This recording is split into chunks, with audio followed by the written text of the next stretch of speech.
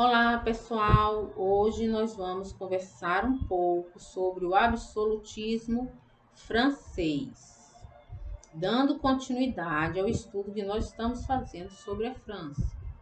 Eu me chamo Elizabeth Mustafa e seja muito bem-vindo a este canal. O último vídeo que foi postado aqui foi sobre Joana d'Arc, numa perspectiva histórica e espiritual. Se você tem interesse em conhecer o trabalho que estamos realizando acerca do conhecimento histórico, filosófico, a partir da espiritualidade, muito bem-vindo está. E eu sugiro que retorne a ver alguns vídeos anteriores para que você possa contextualizar esse pensamento. É um pensamento novo, um pensamento diferente deste que é trabalhado nas escolas, porque aqui nós não nos pautamos pela teoria do materialismo histórico. O que você vai ver aqui, você não vai ver na sala de aula com seus professores. Você vai perceber aqui que o conteúdo histórico é o mesmo. O que você ver aqui vai servir para o seu trabalho na sua escola, vai servir para você fazer seu concurso, mas a análise que nós fazemos é uma análise na perspectiva espiritual. E você vai percebendo isso aos poucos e continuando conosco, você também vai ter acesso ao conceito que nós estamos trabalhando sobre a missão espiritual do Brasil. E neste momento, estudar a França é um pré-requisito para a compreensão do pensamento filosófico da França, que vai impactar diretamente na história do Brasil no século XVIII. Então, nós estamos caminhando aqui no absolutismo para a gente construir esse pensamento. Então, vamos dar início a esse estudo. O absolutismo, como nós falamos, ele vai surgir na França na Idade Moderna, depois da desagregação do pensamento feudal, da estrutura do feudalismo, não é, que nós já estudamos em vídeos anteriores. Então, nós vamos perceber neste momento que a Igreja Católica ela está sendo questionada pela Reforma Protestante. Isso faz com que o pensamento da Igreja entre em questionamento pela sociedade toda. Tanto é que nós vimos também um vídeo sobre o renascimento cultural, científico, né? O renascimento das cidades, o renascimento do comércio. E o absolutismo vai surgir nesse contexto da Idade Moderna, sendo a Idade Moderna um momento de transição, e saindo da Idade Média até a Idade Contemporânea. Dá a impressão que a Idade Moderna é um amontoado de confusões, porque realmente é um momento de transição. Se você for perceber e olhar a história de uma forma mais distante, observando os ciclos da história, você vai compreender que a história é feita em ciclos, que eles iniciam-se, se desenvolvem, entram num apogeu e depois entram em declínio, surgindo um momento de transição e abrindo um novo ciclo que repete a mesma situação. Então, observar a história com esse olhar é compreender melhor o estudo da história. Se você tiver a perspectiva espiritual e a perspectiva filosófica que calça toda a história da humanidade, você vai compreender a sua prova, você vai compreender muito mais a história da humanidade, tanto para o seu desenvolvimento pessoal, como para o seu desenvolvimento espiritual. Então, nesse momento, a igreja se desagrega. A igreja era o pilar filosófico do pensamento da Idade Média.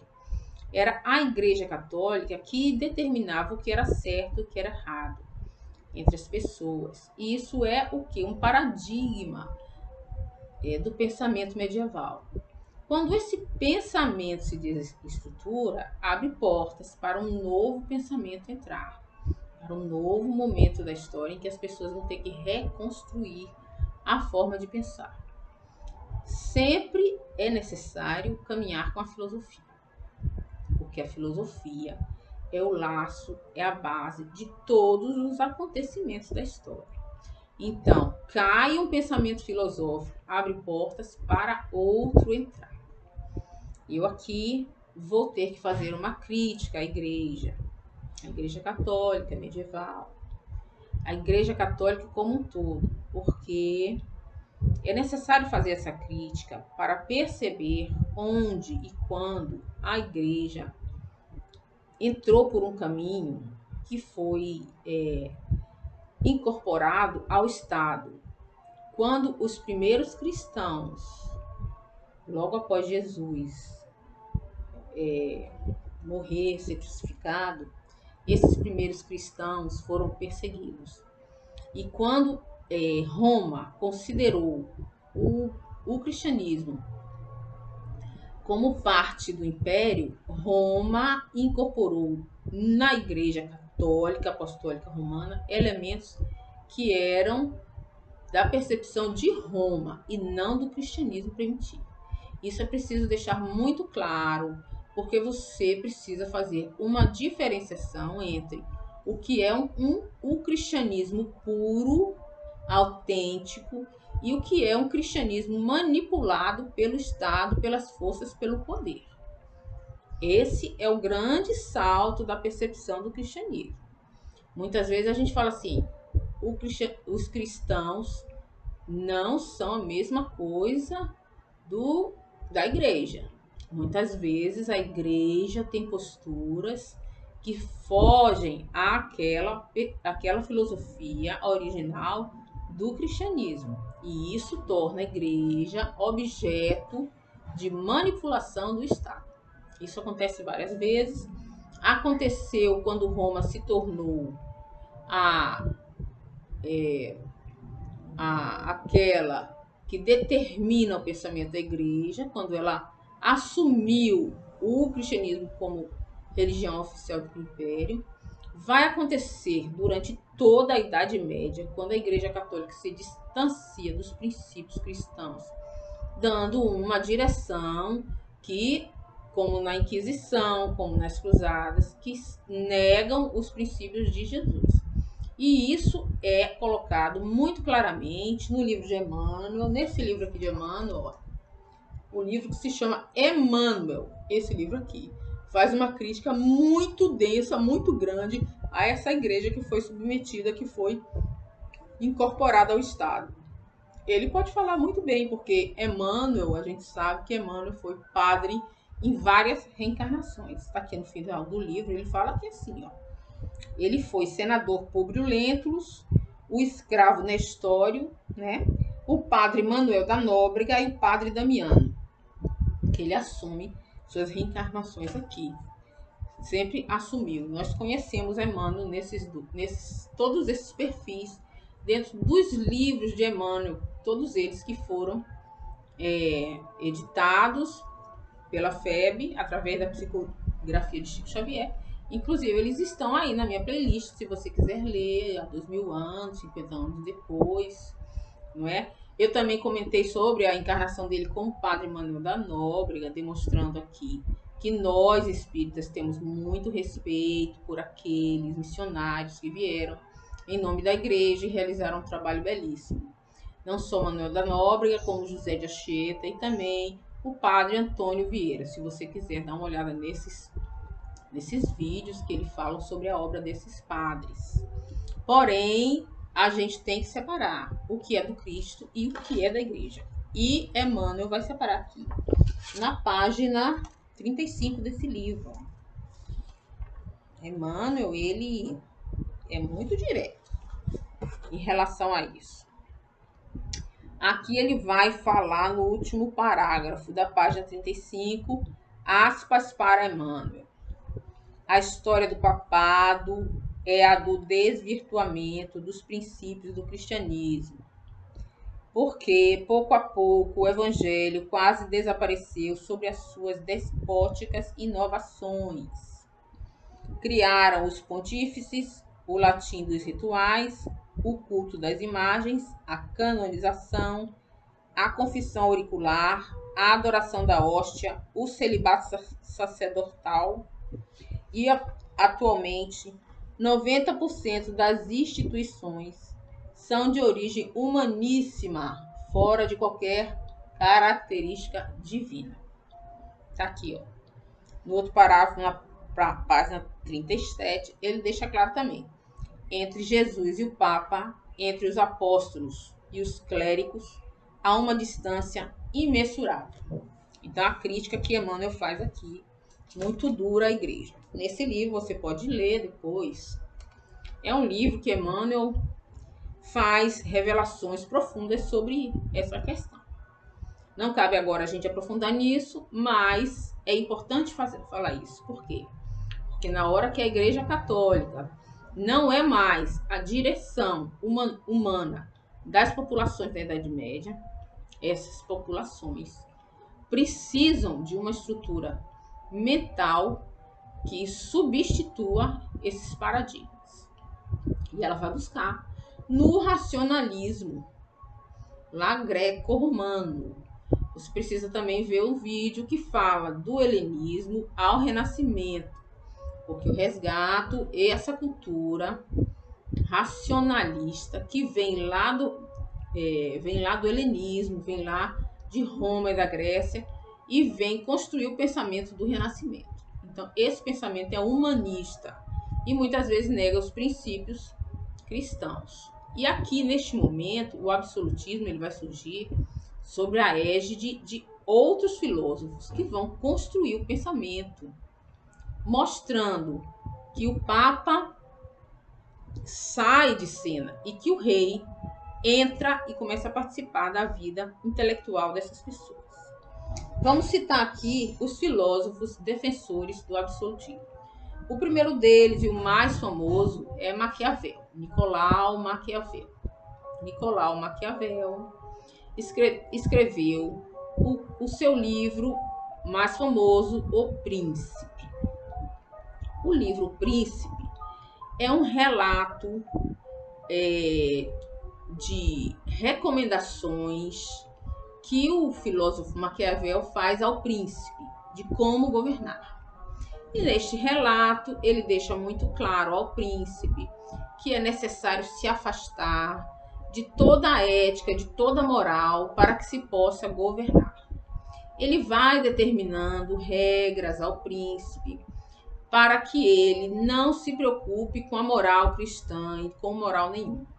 Ele fala, se você quiser governar, se quiser ser um rei, se quiser ser um líder, você tem que ignorar esse princípio e agir somente na intenção de governar e de ser absoluto, de ser obedecido.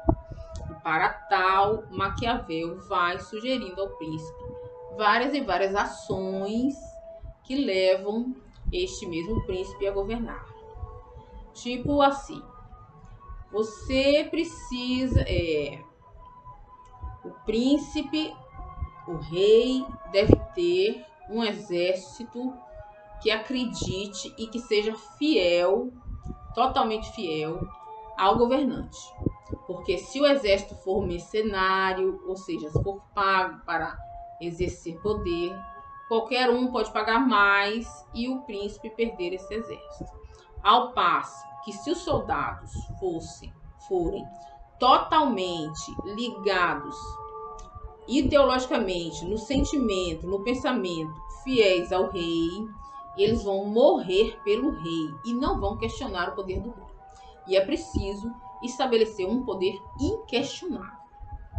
Ele vai tecendo essas considerações que para nós cristãos é assim, distante completamente daquilo que a gente acredita como meta espiritual.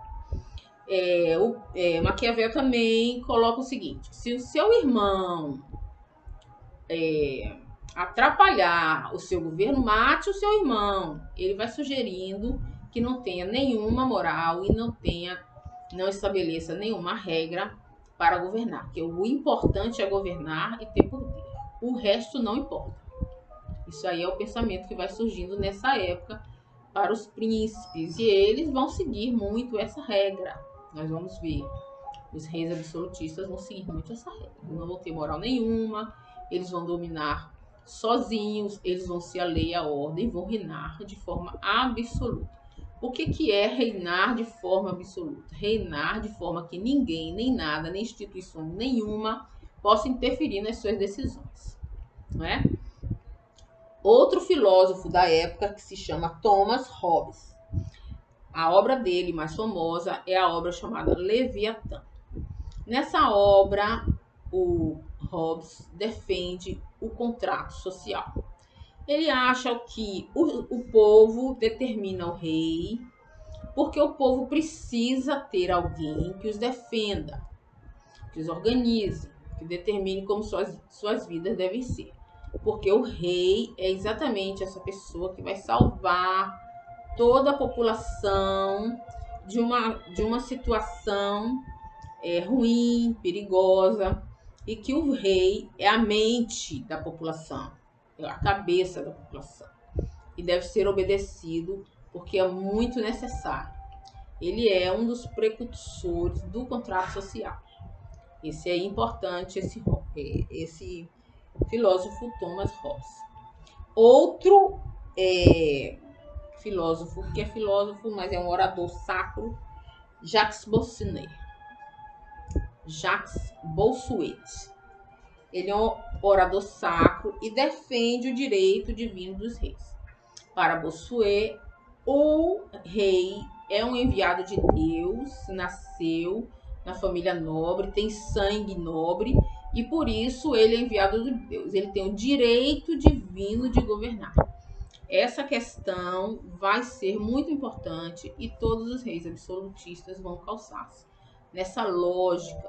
Eu sou o rei, o enviado de Deus. Não é? Nesse período, a gente tem que estruturar o contexto histórico para que a gente possa compreender melhor. A queda da Igreja Católica significa queda do feudalismo. Porque a queda da Igreja Católica, ela é a base estrutural do pensamento. E tudo surge com a filosofia. Primeiro a filosofia, depois o resto. Quando a Igreja Católica se desestrutura, o feudalismo entra em declínio, e também por outros fatores, por causa das cruzadas, não é? Por causa do renascimento das cidades, do comércio, a burguesia surge enquanto classe social, que surge nos burgos, nas cidades francesas que chamavam burgos, por isso são chamados burgueses. Então, uma nova classe social vai se estruturando. Porque se na Idade Média você tinha 3 classes sociais, você tinha o clero, que eram os oratores, a nobreza, que eram os belatores, e os servos, né, os camponeses, que eram os laboratores, quer dizer, oradores, soldados, guerreiros e trabalhadores. São a grande base da pirâmide, são dos trabalhadores servos, que no momento de quebra do feudalismo, grande parte desses camponeses passam a ser os burgueses, passam a fomentar o crescimento das cidades e do comércio. Então, essa é uma estrutura nova, é uma estrutura que vai surgir, que vai fomentar a queda do poderio dos senhores feudais, que eram aqueles que recebiam as terras do rei, não é? E aí vai se quebrar toda uma estrutura também de dependência dos senhores feudais e do rei, porque os senhores feudais são aqueles que têm os exércitos, não é? E o rei, no momento em que precisa de a sua defesa, ele conta com os senhores feudais para defender. Só que no momento da desestruturação, os senhores feudais entram em declínio. Muitos começam a empobrecer e começam também a perder seus exércitos. Por causa da peste negra, que é uma epidemia enorme que surgiu na Idade Média, mais ou menos no ano de 1347 e vai até 1351. E a peste negra matou muitas e muitas pessoas, tanto na Europa como na Ásia. Então a população diminuiu muito. Aqueles servos que migraram para as cidades saíram dos feudos e muitos deles morreram no campo. É uma perda também para os senhores feudais. Outra coisa, existiu também uma grande fome na Idade Média. Essa grande fome foi provocada pelos cataclismas climáticos desse período. que praticamente 1315, 1317, a plantação foi muito parca, muito pequena, a colheita, e muita gente morreu de fome também nesse período. Então, o feudalismo vai se desestruturando por N motivos. E esses senhores feudais vão perdendo força, né? A burguesia vai se enriquecendo com as cruzadas, o comércio vai se implantando por toda a Europa, as cidades vão crescendo, e também existem esse momento das grandes navegações, não é? Do acúmulo de metais preciosos. A terra passa a valer menos e os metais preciosos passam a valer mais. E a burguesia passa a ser a detentora das riquezas desse período, da Idade Moderna. Sendo assim, a igreja se alia ao rei, porque o rei precisa se fortalecer para poder governar, já que não conta mais com o apoio dos senhores feudais. O rei começa a se fortalecer com o apoio da burguesia. Por quê? Primeiro, porque o rei precisa financiar seus exércitos. E segundo, porque a burguesia precisa unificar o Estado para melhor fazer seu comércio. Porque toda vez ter que trocar de feudo, trocar moeda, trocar de legislação, era muito confuso para os burgueses viver na Idade Média esfacelada, fragmentada. Para a burguesia, o rei governar e a Europa se unificar em torno do rei era muito mais vantajoso. Não é? Uma só moeda, uma só estrutura legislativa, ordem, regras, porque é necessário, por exemplo, para fazer um contrato que vale num local e não vale no outro, não é bom para a burguesia. A burguesia precisa de fazer contratos, de uma administração unificada em todo aquele território para que ela pudesse fazer seu comércio e enriquecer. E um exército fortalecido também para protegê-los, porque nas estradas medievais, roubos e assaltos por causa da fome, da miséria do povo é muito comum, e a burguesia termina sendo vítima também dessa violência.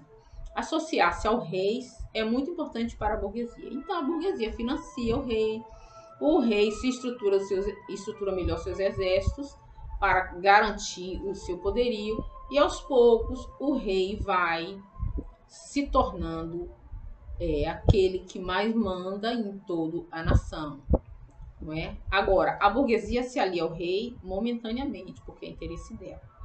No momento em que não for mais interesse, ela não vai mais se associar. E na França existe uma questão muito diferente, porque a França ela não se envolve com as grandes navegações. A França ela luta guerras medievais, como aconteceu com a Guerra dos 100 Anos com a Inglaterra, por territórios, por áreas de poder, não é? E a França ela vai desenvolver as manufaturas, o artesanato, ele vai se tornando mais organizado, as máquinas iniciais que vão surgir ainda bem primitivas, elas vão se tornar o princípio de uma revolução francesa que só vai acontecer na Inglaterra muito posteriormente, já no final do século XVIII. E aí a gente vai ver que a França está nesse movimento ainda muito incipiente em relação aos outros países, como por exemplo a Espanha, que já está colonizando as Américas, já achou ouro e prata no território espanhol. Os portugueses que vão também achar ouro, mas só no século XVIII, nas terras brasileiras. Nesse momento, os portugueses já estão trabalhando com a cana-de-açúcar, com as especiarias. Os portugueses fizeram muitas viagens que foram prósperas para o comércio, as grandes navegações. A Inglaterra está fortalecendo seus navios, sua esquadra náutica, que vai ser uma das mais poderosas do mundo, né? A Inglaterra já começa a saquear nos mares, a roubar os navios que transitam através de guerras. Então, existe todo o interesse para além das fronteiras das outras nações, e a França continua ali a tentar unificar o seu país e viver dentro da Europa sem expandir com as grandes navegações. Mas mesmo assim, a França se desenvolve e vai se tornando próspera também.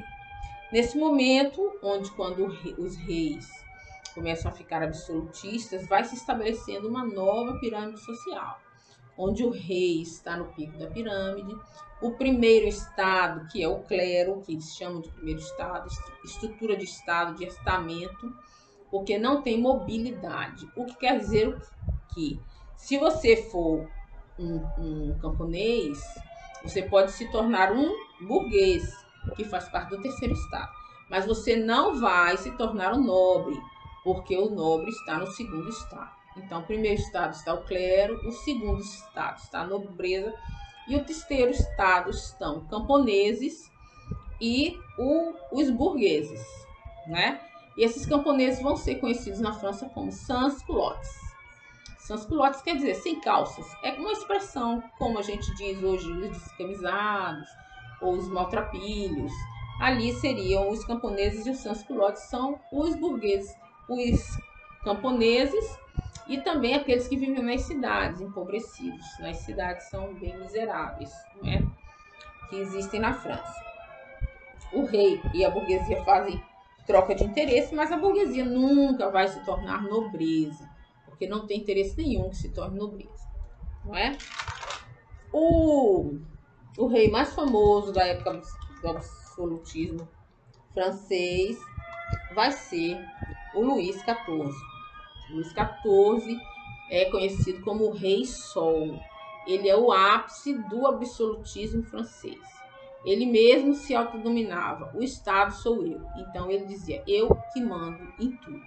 E o Rei Sol, com uma apologia mesmo, que o Sol está no centro do universo, já é uma referência bem moderna, porque na Idade Média a gente sabe que não era assim que as pessoas compreendiam. Não é só a partir de Copérnico é que foram compreender que o Sol é o centro do universo e que o planeta Terra gira em torno do Sol, assim como todos os outros planetas conhecidos da época.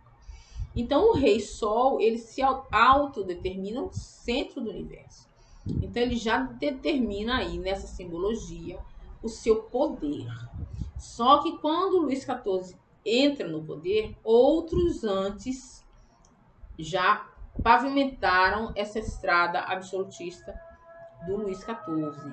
O próprio cardeal Richelieu, que é um ministro de governos anteriores, que foi nomeado pela Maria de Médici no governo de Luís VIII, não, Luís XIII. O cardeal Richelieu fundamentou toda a teoria do direito divino, não é? Ele endureceu o poder executivo, ele fez um trabalho nesse sentido, nessa direção. E também o cardeal Mazarino, que é um cardeal que também fomentou muito, fortaleceu o poder do rei nas suas ações. O rei Luís XI, não é, que reinou anterior ao Luís XIV, ele também fortaleceu muito o poder dos reis nesse período. E quando Luís XIV ingressa, quando ele passa a ser rei da França, já está praticamente fundamentada o conceito divino dos reis. E o Luís XIV ele vai representar muito bem esse conceito. O Luís XIV ele vai construir o castelo de Versalhes. Esse palácio de Versalhes que marca profundamente o governo dele, né? O Palácio de Versalhes é uma coisa muito interessante porque ele constrói um palácio maravilhoso, magnífico e leva toda a corte para viver no palácio. É como se ele quisesse que a nobreza ficasse em torno dele para que ele pudesse controlá-la. E era isso exatamente que acontecia. A nobreza vivia debaixo de um luxo, uma requinte muito superior a tudo que já se viu em todos os tempos, nesse período, né, da Idade Média. Porque o Palácio de Versalhes ele tem várias alas magníficas de muito luxo e dá um destaque para o Salão dos Espelhos. O Salão dos Espelhos foi construído de uma forma que os espelhos eram dispostos em uma parede, na outra parede grandes janelas. E ao amanhecer, quando o sol batia no salão, os espelhos refletiam a luz do sol. E ali, dentro daquele salão, era uma claridade, uma luminosidade muito grande, que fazia referência própria ao brilho do rei, que era conhecido como o Rei Sol. Então, ali, naquele momento, você tinha a sensação que está mais próximo do Sol, estando ali no Palácio de Versalhes junto com o rei. Então, estar próximo do rei era uma honra muito grande para os nobres. O Luís XIV, ele era um exagero de vaidade e de perfeição. E ele inventou a moda mais sofisticada que existia na França. Ele fez com que todos os nobres, que antes eram guerreiros, passassem a ser uma nobreza cortesã, uma nobreza ociosa, uma nobreza que só vivia pelo palácio, quando muito trabalhavam na administração do império, nas áreas administrativas da coroa, não é? Porque é ali mesmo que ele administrava toda a França, de Versalhes. Então, essa nobreza, ela passa a ser praticamente um braço do rei, e ali ela ficava toda em volta, aquele luxo, aquela riqueza sendo controlada pelo rei.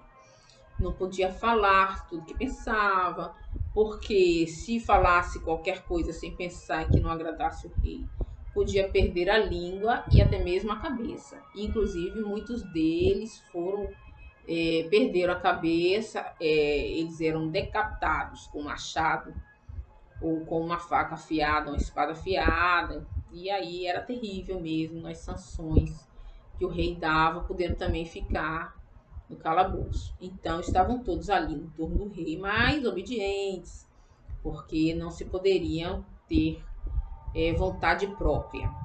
E era nesse nível que viviam os nobres junto com o rei Luís XIV, não é?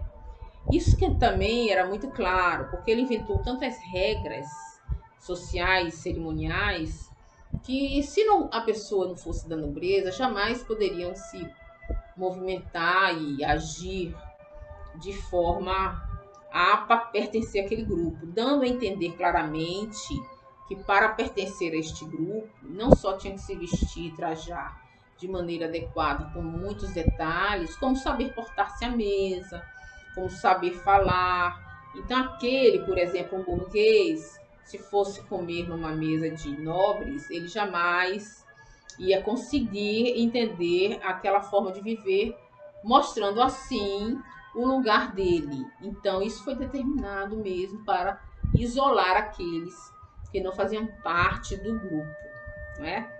E a burguesia realmente queria fazer parte do grupo, mas não tem esse poder. Tem poder econômico, mas não tem poder político. Então vivia sob a égide ainda de muita opressão. Inclusive porque o clero e a nobreza não pagam impostos, e só quem paga impostos é o terceiro estado, que é a burguesia e os camponeses, não é? Isso com o tempo vai dar muito problema, porque na medida em que o rei quer manter essa nobreza ociosa e esse luxo extremo, aumenta-se muito os impostos, e isso uma hora vai voltar-se contra aqueles que não pertencem a essa classe, aqueles que pagam impostos, como é o caso da burguesia, né? E dos camponeses. Isso vai ser muito ruim. E cada dia mais a pobreza das ruas, das cidades, dos campos vai aumentando, e essa massa enorme de pessoas, sofredores, estão ali, não é? Sofrendo isso tudo. O que Emmanuel colocou como distanciamento dos ideais cristãos fala muito sobre isso, porque se a Igreja Católica não tivesse sido cooptada pelos poderosos, se deixasse levar, se deixasse corromper e tivesse seguido realmente os caminhos que Jesus nos mostrou de solidariedade, de uma sociedade cooperativa, colaborativa, onde todos têm a chance de ter um pão, de ter um teto, quantos de nós hoje estaríamos em condições muito mais felizes?